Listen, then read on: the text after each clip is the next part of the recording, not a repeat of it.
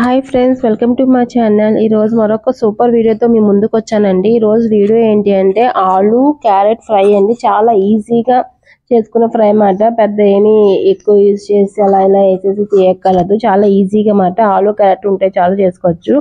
First అయితే ఆలుని క్యారెట్ని చిన్న చిన్న ముక్కలుగా కోసుకోవాలి. కోసుకున్న తర్వాత పాన్ పట్టుకుని ఆయిల్ పోసుకుని ఒక 2 టేబుల్ స్పూన్ ఆయిల్ కూడా చాలా తక్కువ పడుతుందండి. ఫస్ట్ అయితే క్యారెట్ ముక్కలు వేయించుకోవాలి.